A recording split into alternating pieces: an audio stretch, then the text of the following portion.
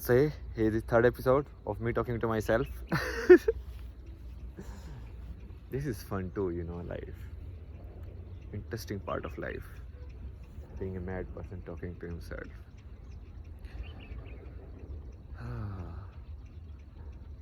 Always, like in the day, so many things comes in the mind, right? Nobody is watching. Why are you doing this? What's the purpose? This, that. But whenever I come outside, it's like somehow you just got the energy, like you just do it. So you just do it.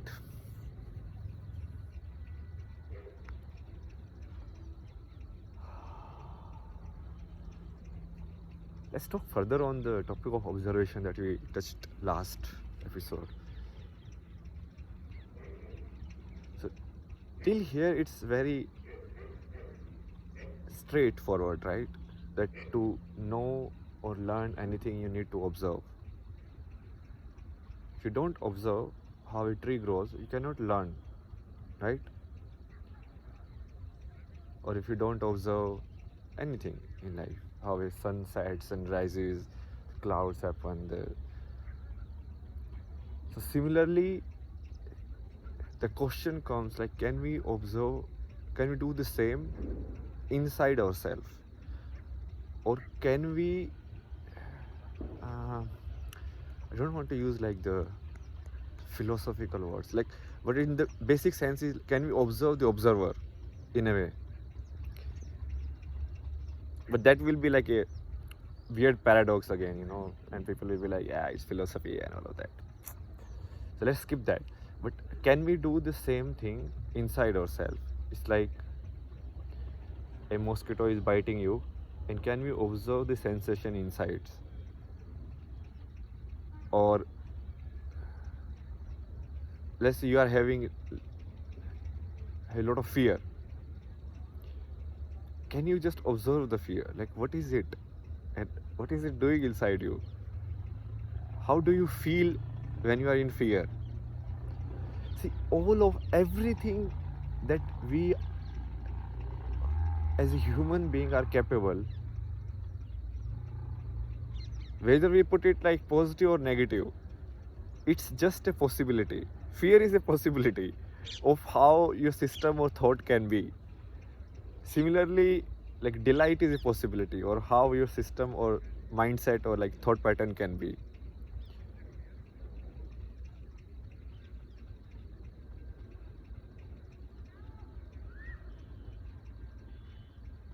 And to observe anything, the observer has to be still, basically.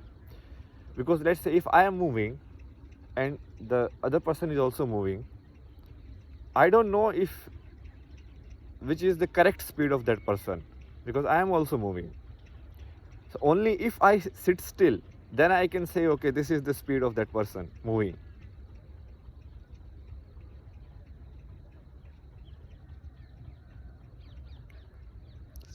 Simple enough, right? I mean, it cannot be more simple than this. Let me think if there will be a more simpler example.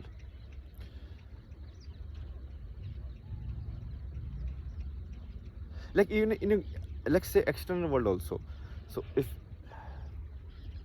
to observe, you need to sit still in a corner and then observe, right? You need to fix your position in a way. Even if you want to observe the path of the sun, so unless your tripod or camera is fixed in one place, if the camera is moving, then that won't be the like real path. It's just like you are also changing the position.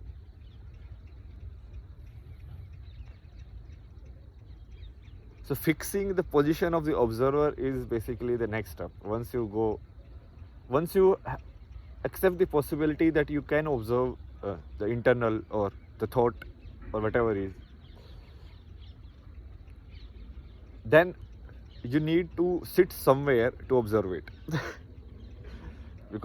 And that place needs to be like still, concrete, because only then you can actually observe it. I think it's simple, right?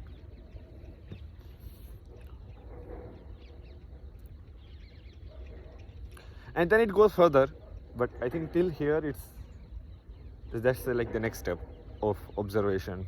If you keep observing,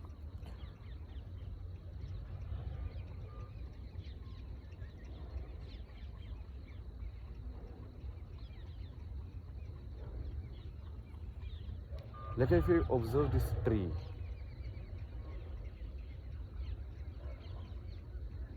whether the tree is moved by the wind or my eyes are moved by the wind or I am moved by the wind, I cannot know unless I study myself with respect to the wind and then I say it.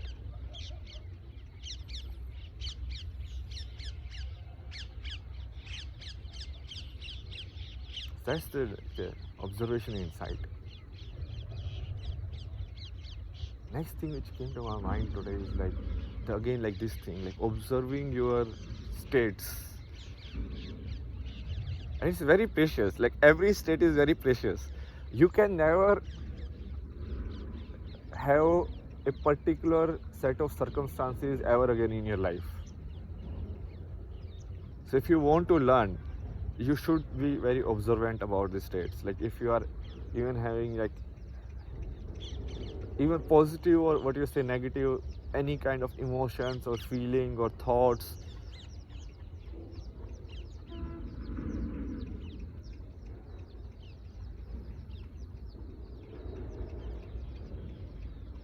how does like fear feel like? How does love feel like? How does anger feel like?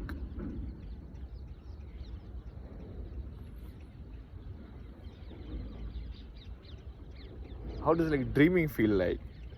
Witnessing your or observing your dreams is very interesting. Like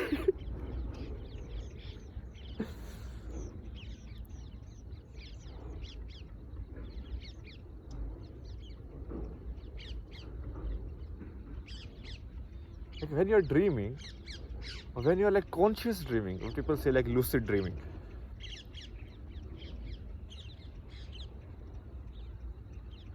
Somehow like this is it's like a theater inside you with all the sound and the picture and it keeps going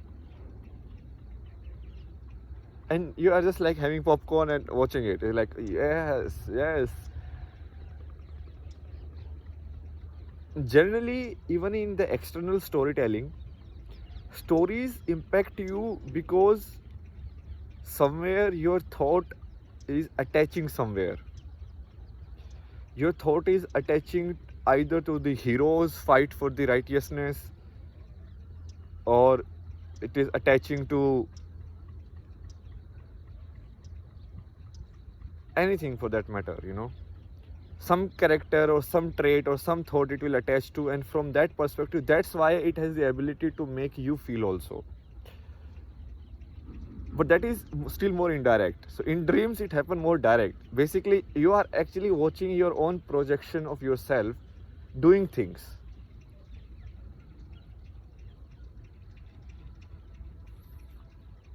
Dream is like the most crazy thing in your consciousness. Like people should pay more attention. Like what is this stuff? Like such a huge puzzle, you know. Like what is dreaming? I mean, a lot of people explain it different ways. Like it is just your thoughts recycling in the day. It's just, you know, putting an order or the unfulfilled desires. But the point is like, how does you witness yourself doing that? It happens in thought also. Like when you are thinking and you are using your imagination, okay, I will be doing this and then this will happen. Then also basically you are kind of doing the same thing. You are projecting the story outside and seeing what can happen and what cannot happen and like, you know, analyzing it. But in dreams, most of the time there is no separation also.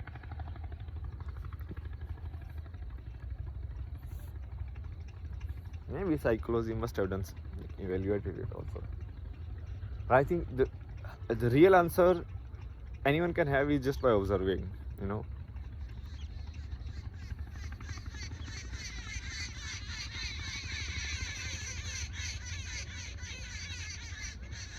The other part is like the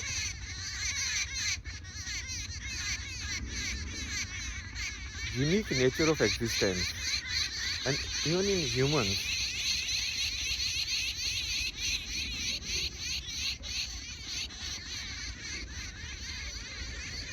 in terms of experience, the only way I can know is myself. I can try to understand other people intellectually by sensing the energy or in whatever level,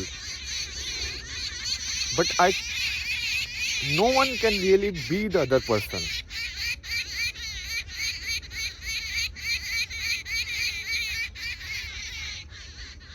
It happens in nature also. So if you see like a tree, every tree of the same species will be different. No two like similar mango trees will be there. No two similar like guava trees will be there, or any kind of trees will be there. No sunset is same,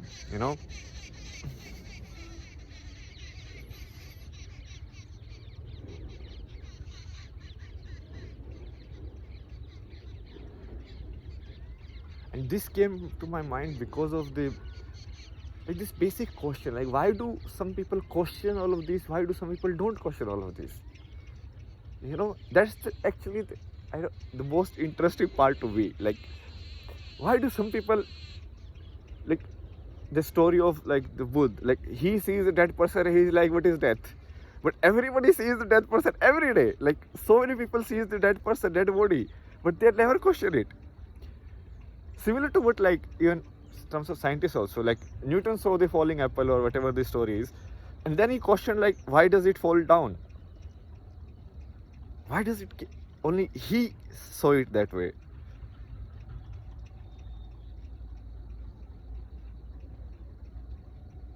Some way of uniqueness are more accepted in the society, like the Newton's way. Nobody questions, are you stupid?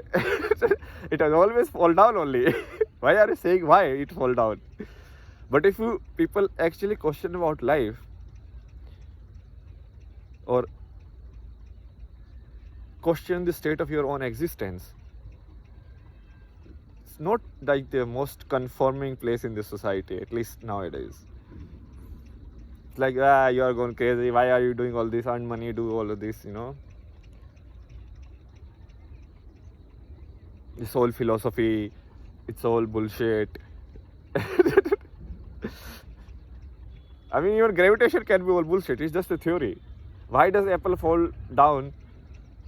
So Newton came up with the theory that there must be some force attracting it. But what if there is some force repelling it? There can be so many different ways to explain the same thing.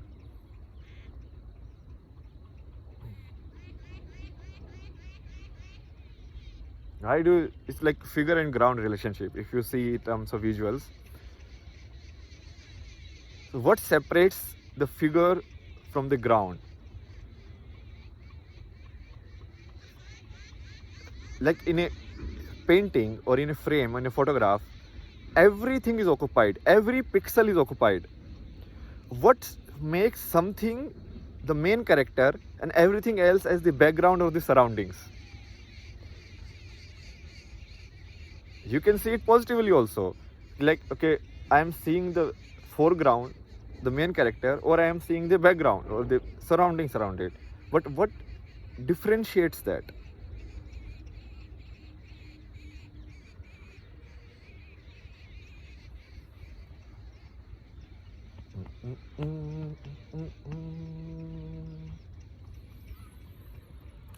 I always try to not go too intellectual,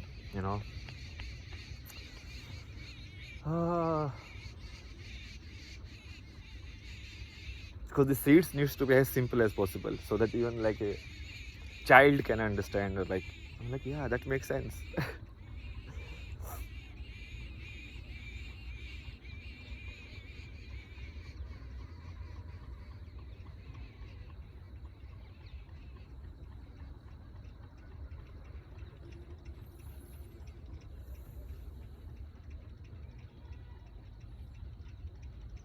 only in humans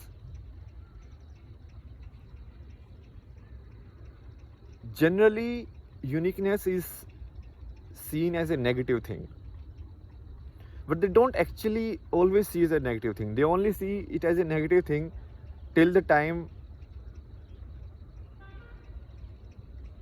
yeah, actually uniqueness is always seen as a negative. Once you accept the uniqueness and it is more conforming to the society, then it is fine. So if everybody believes earth is flat and someone comes and says no, it is round, that is, then people will be against it. But if everybody believes earth is round and someone comes and say it is flat, then people will be against being the flat guy. It's just like once the uniqueness becomes like the popular one, then the people shift this side. Like the uniqueness of the Van Gogh was never accepted in his time. And this is thing when people like don't see, like it's right out there. There is no absolute judgment that you are putting it into.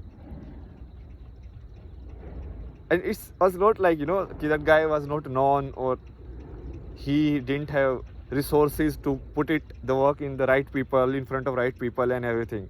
He was himself like art collector. So he had all the resources. And people saw it and then they neglected it. But once there was a story associated with it, there was something, and once basically the uniqueness dies, because if the person dies, then the uniqueness dies. Then you can interpret according to your own mind and make it your own. Then it is fine.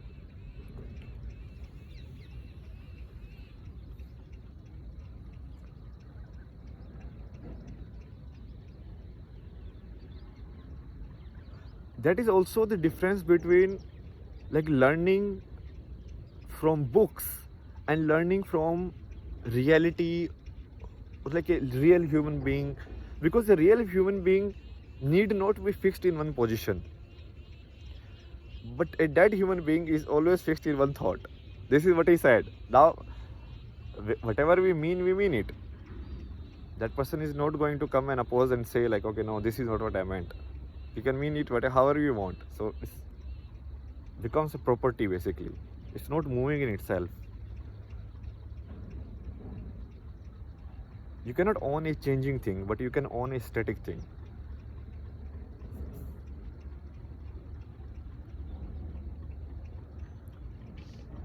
And as a society which is based on largely on the principle of the mind, which is like about ownership, what it can store, it feels like it owns it. Whether it is a good memory of a mountain, good memory of a sunset, good experience. That's what people are doing. People are collecting stuff, right? Either they are collecting stuff outside or they are collecting stuff inside as a memories. And this is very clear. Like this is not even like a hidden thing. People like make more memories, make more good memories. So basically they are trying to collect good memories, right?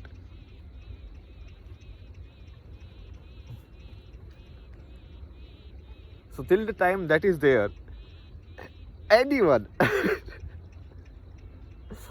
anyone who comes and steer the pot or the present situation will be opposed. Once the person is dead, it is fine. If people accept in that time also, then those people will be mostly based on like a follower mentality and not because they really understand. Because in a sense, your life, nobody can actually understand it fully the way you have understood it. Like most of the people watching these videos, if somebody is watching, then they will only see this video. They never seen like what I have gone through the entire thing to arrive here, Although what I am saying is very simple, to arrive at these simple things like takes so long. I mean, it's basically like you travel the entire earth and arrive at the same point. And initially also you didn't know, and then after traveling everything also you're at the conclusion that there is nothing to know. But now you are saying it after a thorough investigation. So the difference is the experience of it. But if you just go by words, then it's hard, You cannot judge who is saying by experience or who is just saying the words.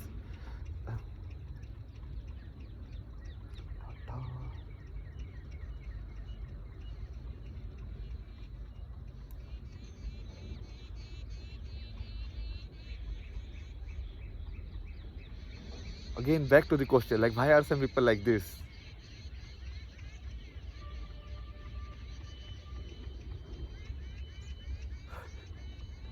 Why do some people come and the question is like, what is life?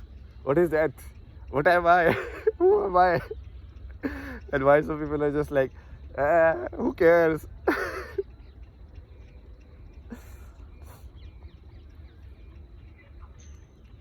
Question is somehow like illogical, because you can never understand someone else. You can only understand you. And if you are the one who is questioning it, then you can never understand how does it feel not to question it. Similar, like if you think about your life, okay, the people you have met, the decisions you have taken, look at them as like a very precise events happening one after another. Even if like one thing doesn't happen, the entire thing falls off. The thought came to your mind, oh, I should do it. Then you prepared for it the entire year. You met this person helped you, this person put you down, but this putting you down steered you in another direction, and then direction that you did this, then you did this. Look at how delicate it is. But is in reality, like, question this really, can you know any other way?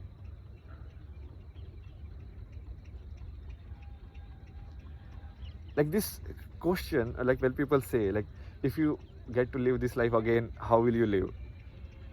You will live the same way. Because in reality, then you won't know this way. That is the only way you will know.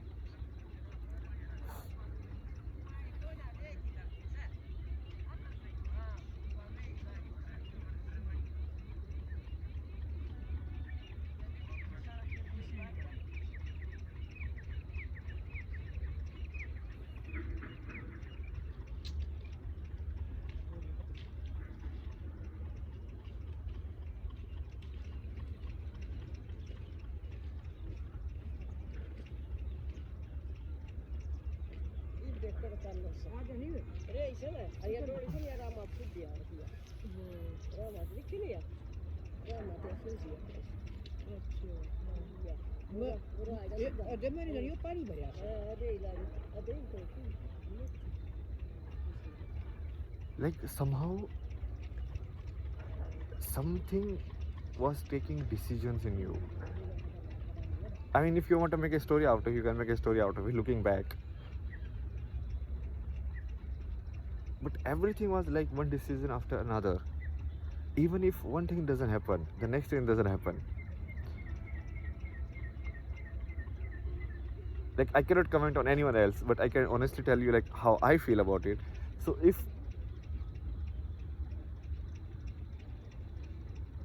in my childhood, if I had not gone the study route, like studying books, all of this,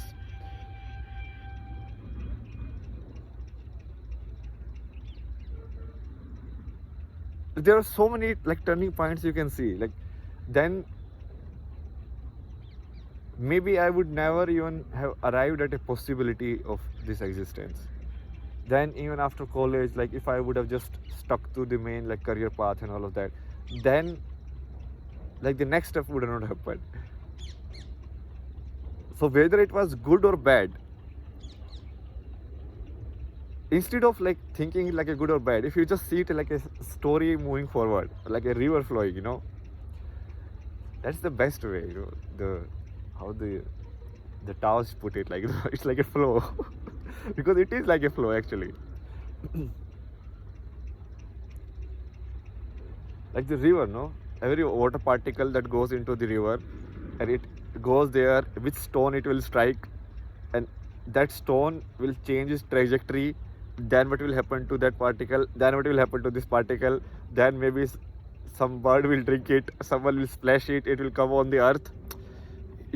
It's like a journey in itself, and every particle has a like a different journey, and there is no real feasible way for one particle to live the life of another particle. Similarly, there is no feasible way for one human being to live the life of another human being. Now I am comparing, but it actually doesn't happen in comparison because I don't know the life of another human being. All I know are the words they communicate, are the actions they have taken, basically the observation data that you have. You don't know what exactly how they felt, because every emotion at every moment paves the path of the future. If you are angry at some moment and you talk rudely to that person, maybe that person in some future rejected your job offer or something like that. Who knows? You know, if you look at the variables of life, they are so very variables. Like someone is in a bad mood and you gave the interview and that person, everything was fine, but just because the person was in bad mood, that happened. Why was he in bad mood? Because something else happened. Because something else happened. It's like,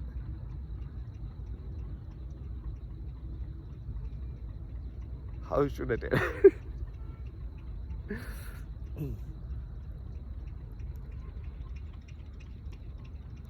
See, I understand all of this,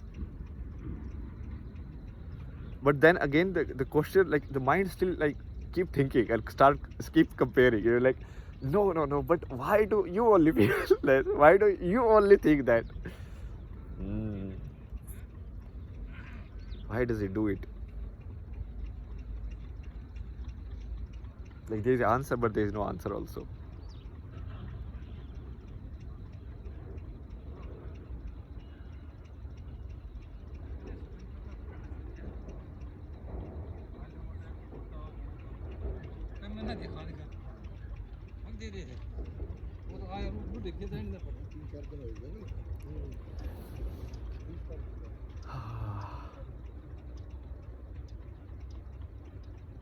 I don't think basically the thinking can give this answer, because it's in a way the answer is like it just is like there is no why actually, and the why itself is kind of like baseless.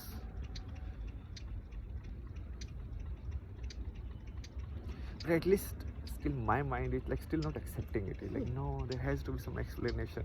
There has to be why you are like this. You have to put some theory like yeah, it is all karma. It is related to like this. This happens, then this happens. But even if you explain it by some kind of theory, that doesn't change the fact that you are like this only, and other people are not like this. Even their life is actually also unique. If you see, every person actually lives a very unique way of life, but because they always see from the perspective of other people, or they always see it in perspective of like comparison. Even if for me, like a lot of times I just like do this, like even this feeling of uniqueness comes from that, because actually when there is no uniqueness only feels like because you are comparing. In really it's only you who is living or taking a certain decisions, and something is happening. Sometimes maybe what you perceive as good happens, sometimes maybe perceive as bad happens, but it's just like a set of decisions or in a pathway that you are following. A criminal follows his own path, some other scientist follows his own path, a person born in Western world follows his own path, born in Eastern China follows his own path.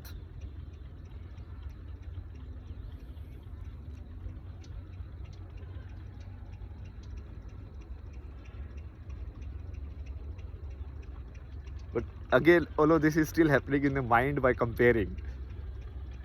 This is where mind tricks you. It always takes you like evaluating the data. It's like in reality, you are only the real experience you have.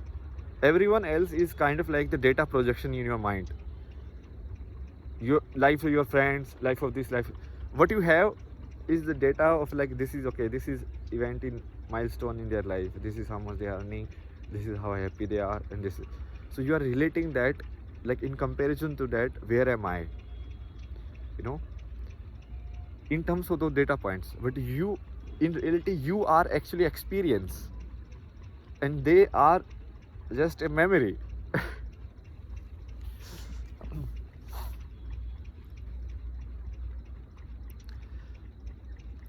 See, if you have gone this path, there is no turning back basically. Even if you try to turn back, you will just like transmute it into some weird form, or it's like you can never avoid, in a sense, like what is supposed to happen. It's not like it is fixed, but how do you take decisions? Like if based on certain data you will take decisions, this is the better one, this is not the better one. But even that decision making ability is yours, or is it like some way unique to you? It is what it is. Bye. See you guys in the next episode.